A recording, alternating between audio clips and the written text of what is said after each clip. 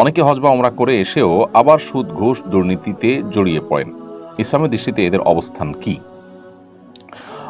যারা হজ অথবা ওমরা করে এসেও সুদ ঘুষ দুর্নীতি এই সমস্ত অন্যায় এবং অপরাধ কর্মে জড়িয়ে পড়েন, তাদের হজের মাধ্যমে নিষ্পাপত্য পাওয়ার যে সুযোগ তৈরি হয়েছে সে সুযোগটা নষ্ট করাটা হবে কোরআন কারীমের সে আয়াতের মতো, যে আয়াত আল্লাহ বলেছেন, ওয়ালা তাকুনু কাল্লাতি নাকাদাত গাজলাহা মিন বাদি কুওয়াতিন আনকাসা।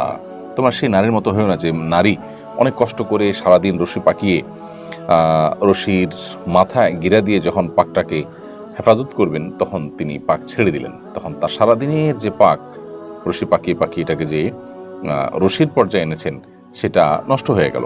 তোমরা তাদের মতো হইও না। অর্থাৎ আপনি হজ করে এসেছেন, ওমরা করে এসেছেন, আল্লাহর ঘরে গিয়ে যে নিষ্পাপত্বের যে সুযোগ, বিশেষ করে যখন কেউ হজ যথাযথভাবে করে আসে, হজ মাবরুর করে আসে, তখন সে সদ্য ভূমিষ্ঠ হয় শিশুর মতো নিষ্পাপত্য নিয়ে আসে।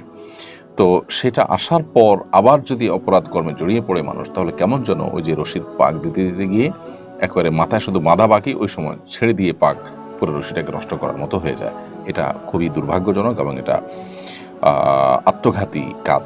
বিধায় আমাদের উচিত হজ এবং ওমরাতে আমরা যে নূরটা অর্জন করি সে নূরটা ধরে রাখার। এটার জন্য অবশ্য আমাদের নানাবিধ পরিশ্রম, নানাবিধ উদ্যোগ নেওয়ার দরকার, ভালো পরিবেশ, আল্লাহর কাছে দোয়া এবং হজ এবং ওমরার সেই পবিত্র মুহূর্তগুলোকে স্মরণ এবং সেগুলো দিয়ে আপনার নিয়মিত নিজেকে আপনার গাইডে রাখা, নিজেকে সঠিক পথে রাখার চেষ্টা আমাদের মধ্যে থাকা দরকার।